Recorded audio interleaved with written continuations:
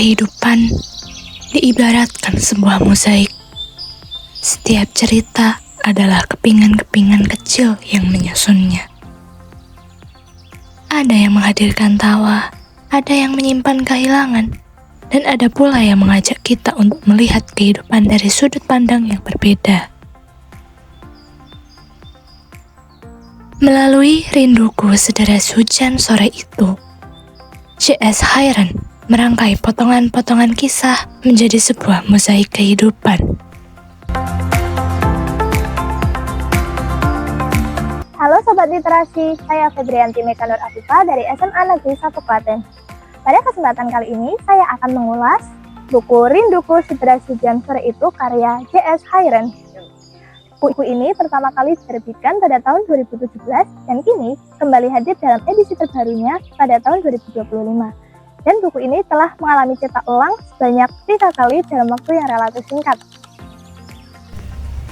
Edisi yang saya baca diterbitkan oleh PT Gramedia Widya Sarana Indonesia atau Grasindo dan terdiri atas 272 halaman. Buku ini menghadirkan beragam kisah dengan tokoh, konflik, dan latar yang beragam. Tema yang diangkatnya juga beragam, mulai dari persahabatan, keluarga, kritik sosial, hingga perenungan spiritual. Di beberapa cerita, J.S. Hayren juga memadukan unsur fantasi dengan realitas, sehingga memberikan sudut pandang yang unik terhadap kehidupan. Meskipun setiap kisah memiliki nuansa yang berbeda, semuanya tetap terhubung melalui benang merah yang sama, yaitu tentang cara manusia memaknai kehidupan. Salah satu kekuatan buku ini yaitu terletak pada keberagaman kisahnya. Setiap kisah memiliki identitas sendiri sehingga menghadirkan pengalaman membaca yang berbeda. Hal tersebut tampak pada cerita tentang keluarga, kritik sosial, hingga fantasi yang berpadu dengan realitas. Namun, di balik keberagamannya, seluruh cerita tetap saling melengkapi hingga membentuk sebuah gambaran utuh tentang kehidupan.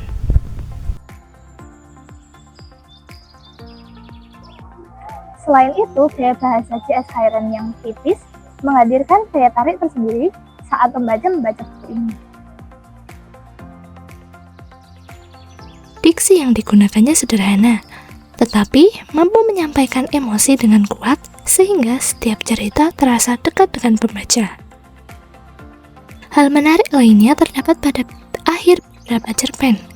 Alih-alih memberikan jawaban secara langsung, penulis justru mengajak pembaca menafsirkan kembali keseluruhan kisah setelah cerita berakhir.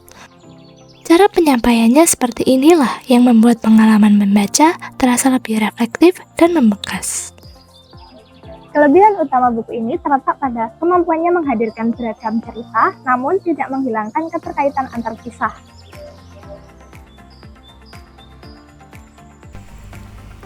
Keberagaman tema, gaya bahasa yang puitis, dan akhir cerita yang reflektif membuat buku ini memberikan pengalaman pembaca yang berkesan. Meski demikian, tidak semua cerita meninggalkan dampak emosional yang sama kuat. Beberapa di antaranya juga memerlukan pembacaan ulang agar makna yang ingin disampaikan benar-benar dapat dipahami.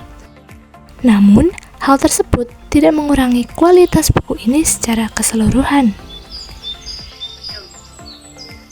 Semakin jauh saya membaca, semakin terasa pula bahwa buku ini bukan hanya sekedar kumpulan cerita dan juga puisi.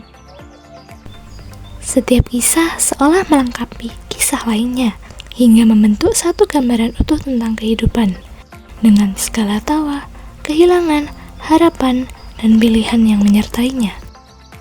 Pada akhirnya, setiap cerita dalam buku ini mungkin hanyalah satu kepingan kecil. Namun, ketika semuanya disatukan, kepingan-kepingan itu menghadirkan sebuah mozaik kehidupan yang utuh. Karena itulah, buku Rinduku Sederas Hujan Sore Itu sangat layak dibaca oleh siapapun yang menyukai kisah-kisah sederhana namun memiliki arti yang sangat mendalam.